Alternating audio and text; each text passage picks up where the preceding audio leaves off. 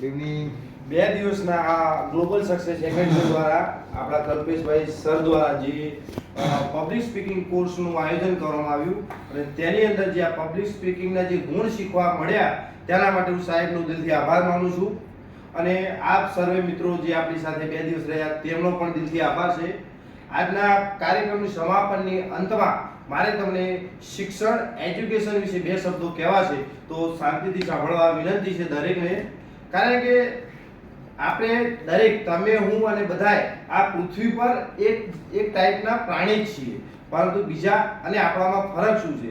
સંસ્કાર, શૈલી અને આ જ ફરક છે. કારણ કે આપણે લખી શકીએ છીએ, વાંચી શકીએ છીએ, જ્યારે બીજા પ્રાણીઓ એ બધું કરી શકતા નથી. એક શિક્ષણના કારણે જ આપણે બીજાથી અલગ પડીએ છીએ. તો આપણા ભારતના ઇતિહાસની અંદર આપણા ઋષિ મુનિઓ અને આપણા વડવાઓ કહી ગયા છે કે ગુરુ ગોવિંદ દોનો ખડે કાકો લાગુ પાય, બલિહારી ગુરુદેવની जिसने ગોવિંદ દિયો બતાય. શિક્ષણ એ શું છે અને શિક્ષણનું શું મહત્વ છે આ આપણા ઋષિ મુનિઓ સારી રીતે જાણતા હતા. એના જ કારણે આપણા દેશની અંદર ભૂતકાળની અંદર મોટી મોટી વિદ્યાપીઠો થઈ ગઈ. નાલંદા વિદ્યાપીઠ, કાશી વિદ્યાપીઠ. એ વિદ્યાપીઠના કારણે આપણા જે ભૂતકાળની અંદરના લોકો હતા એ કોઈ આ અત્યારે જે વર્તમાનમાં સમસ્યાઓ છે, ગરીબી, બેરોજગારી, જે હેલ્થ અવેરનેસ, આ કોઈ પણ ભૂતકાળની અંદર આ સમસ્યાઓ એટલી બધી હતી નહીં. કેમ કે આપણે શૈક્ષણિક રીતે એટલા સમૃદ્ધ હતા કે આપણી પાસે દરેક વાતનું સોલ્યુશન હતું. કારણ કે આપણી શૈક્ષણિક પદ્ધતિ જે રીતની હતી કે દરેકને પોતપોતાની રીતે જેવી જેની સ્કિલ એ પ્રમાણે જ એને શીખવવામાં આવતું. આપણે ગુરુકુળ એટલે સારામાં સારી પદ્ધતિ કહેવાય. હું માનું છું કે અત્યારે પણ ગુરુકુળને અનુસરવું જરૂરી છે. અત્યારે તમે એજ્યુકેશન સિસ્ટમની અંદર જુઓ છો મિત્રો કે 6થા 7માની અંદર પાયથાગોરસ ને આલ્ફા બીટા ને ગામા ક્યાં કામ આવ્યું? તમે કોલેજ કરી અને ડિગ્રી કરી જાઓ તો તમે સારું વિચારશો કે ત્રિકોણમિતિ ક્યાં કામ આવ્યું, આલ્ફા બીટા ક્યાં કામ આવ્યું? એની જગ્યાએ જેવો વ્યક્તિ છે, જેવી બુદ્ધિ છે, જેવું તર્ક છે, એ પ્રમાણે જો એને પ્રેક્ટિકલ અને કૌશલ્ય જ્ઞાન આપવામાં આવે તો આ બેરોજગારી, ભૂખમરી, આ દરેક સમસ્યાનું સમાધાન તેના દ્વારા થઈ શકે છે. મિત્રો, આપણા ભારતના ઇતિહાસની અંદર ઘણા રાજાઓ થઈ ગયા કે જેમણે મોટા મોટા યુદ્ધો કર્યા છે, મોટા મોટા સામ્રાજ્ય વસાયા છે, પણ શું આપણે કોઈને યાદ છે?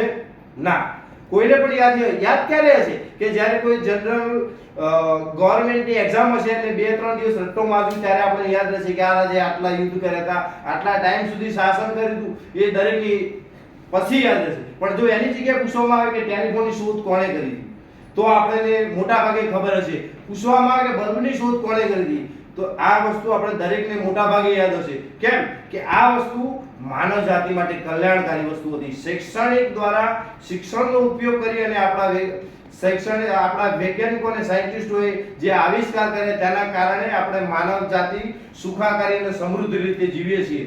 મિત્રો, શિક્ષણ એક એવી વસ્તુ છે કે જેનો તમને લાભ તમારા જીવનના અંત સુધી મળે છે અને કદાચ તમારી ભાવિ પેઢીની અંદર જો તમે પૈસા, ધન દોલત કે રૂપિયો ના આપી શકો તો કોઈ વાંધો નહીં, પણ તમારા બાળકોને સારામાં સારું શિક્ષણ આપવું 100% જરૂરી છે. જો તમારા બાળકોમાં શિક્ષણ સારું હશે તો તે નાના મોટાનો ફરક સમજી શકશે, દરેકનું માન સન્માન કરી શકશે. બાકી જો તમે શિક્ષણ નહીં આપો તો કદાચ તમને તું તારી કરી શકે છે. સંસ્કાર અને શિક્ષણ એ અતિ મહત્વનું પાસું છે. આ દેશની અંદર વર્તમાનનું સારું ભવિષ્ય કરવું હોય, સાહેબે કહ્યું કે ભ્રષ્ટાચાર આ દેશની અંદર અત્યારે એક મોટા અજગર સમાન થઈ ગયું છે, દરેક જગ્યાએ ફેલાયેલો છે. કેમ કે આપણામાં જે બેઝિક સંસ્કાર અને નૈતિકતા નથી, એના કારણે આ ભ્રષ્ટાચાર ફૂલી અને ફાલી રહ્યો છે. એની જગ્યાએ ફોરેનમાં જો એવું છે નહીં કે ફોરેનની અંદર ભ્રષ્ટાચાર નથી, પરંતુ એ લોકો એવા બેસિક ગુણો આપે છે પોતાના બાળકોને, સંતાનો કે બેટા આ વસ્તુ ના કરાય, આ ખોટું છે. નાનપણથી જ બાળકોને નૈતિકતા અને પ્રામાણિકતાના ગુણ આપવામાં આવે છે. જ્યારે આપણો છોકરો નાનો છે ત્યારથી જ બેટા આ વસ્તુ લે છે, બાળક તરત ના મળશે, પપ્પા નહીં 2 રૂપિયા આલો તો જવું, બાકી નહીં જવું. આ શું છે? નાનપણથી જ છોકરાને રિશ્વત લેવાનું આપણે શીખવાડીએ છીએ કે ગલે વસ્તુ લેવા જવું હોય તો છોકરો પપ્પા ના આ વસ્તુ લઈ આલો તો જાય છે, એટલે કે હા તર જવા દે. આ નાનપણમાંથી જે વસ્તુ એક વસ્તુ છે, કોઈ પણ ઝાડ ગમે એટલું મોટું હોય પણ નાનપણની અંદર જ્યારે શરૂઆતમાં હોય, આપણે જો એને શરૂઆતમાં માવજત વ્યવસ્થિત કરીએ તો એ ક્યારે પણ મોટું ઝાડ બની શકતું નથી. એટલે આ ભ્રષ્ટાચાર છે, બેરોજગારી છે, આ દરેક સમસ્યાનું સમાધાન કરવું હોય તો હાલની જે જનરેશન છે તેમને સારું શિક્ષણ આપવું પડશે, એમને અવેર કરવા પડશે કે બેટા આ વસ્તુ ખોટું છે, બેટા આ રીતે તારી જીવનશૈલી હોવી જોઈએ. તો આ પ્રમાણે તમે જીવનશૈલી જીવશો તો બેટા તમે લાંબુ જીવી શકશો, સુખી જીવી શકશો અને આ ભ્રષ્ટાચાર પણ નહીં થઈ શકે.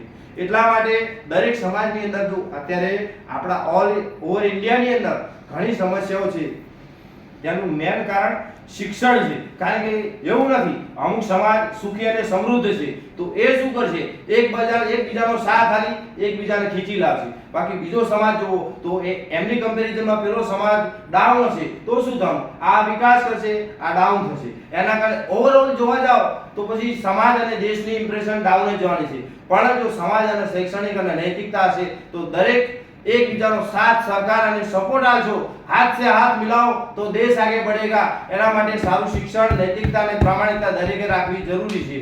શિક્ષણ દ્વારા જ આ દેશ અને દુનિયાને આપણે એક સારા ઉજ્જવળ ભવિષ્ય તરફ લઈ જઈ શકીશું. Thank you. બહુ સરસ.